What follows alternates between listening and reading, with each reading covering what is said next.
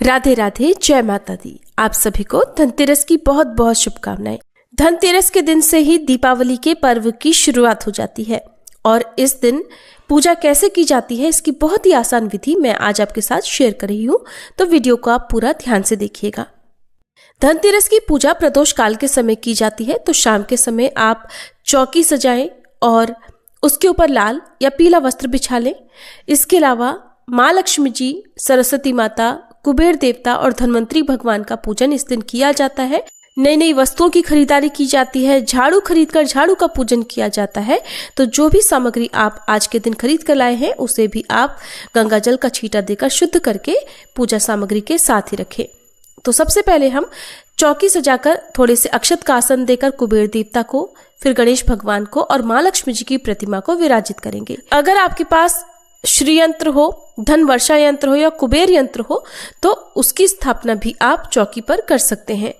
अगर आपके पास कुबेर देवता की प्रतिमा ना हो, तस्वीर ना हो या धन्वंतरी भगवान की तस्वीर ना हो तो आप 2 पान के पत्ते लेकर दोनों को इस तरह से एक साथ रखकर दोनों के ऊपर एक एक सुपारी को पान के पत्तों के ऊपर रख लीजिए, जिसमें से एक का भाव हमें धन्वंतरी भगवान के रूप में और दूसरी सुपारी का भाव हमें कुबेर देवता के रूप में करना है।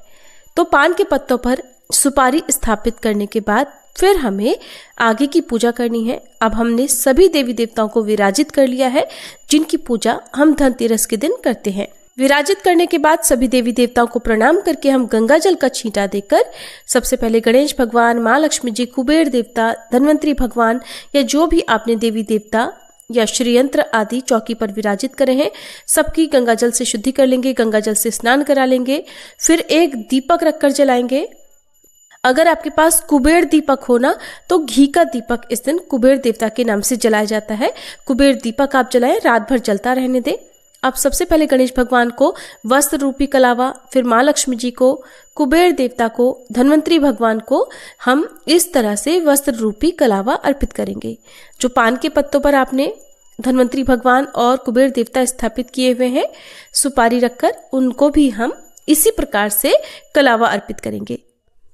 फिर रोली, चंदन और हल्दी का तिलक या कुमकुम का तिलक हम सबसे पहले प्रथम पूजनी गणेश भगवान जी को लगाएंगे, क्योंकि गणेश भगवान जी से ही पूजा प्रारंभ की जाती है। फिर हम माँ लक्ष्मी जी को तिलक करेंगे, कुबेर देवता को तिलक लगाएंगे, पान के पत्ते पर धन्वंतरी भगवान और कुबेर देवता को तिलक लगाएंगे। फिर सभी को हम अक्षत अर्पित कर देंगे।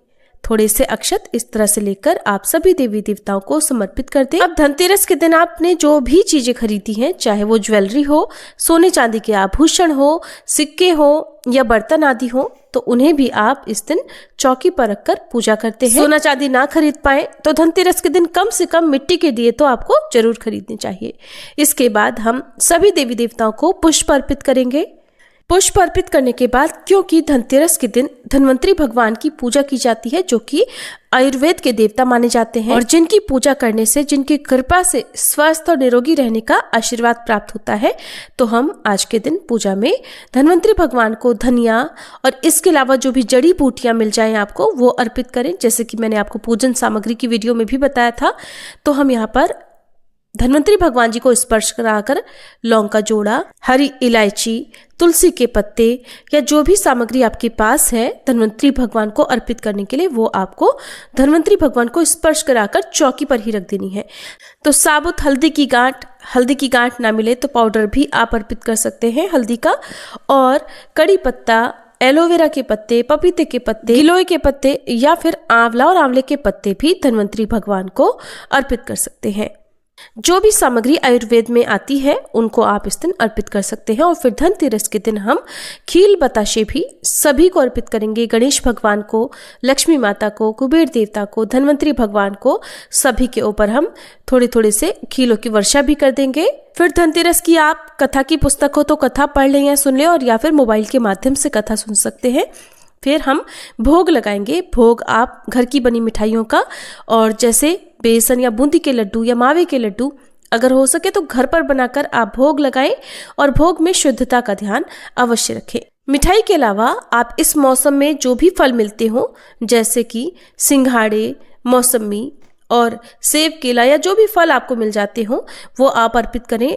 आंवला और गन्ना भी माँ लक्ष्मी जी को इस दिन अर्पित किया जाता है, जो कि माँ लक्ष्मी जी को अत्यंत प्रिय है। तो आप फलों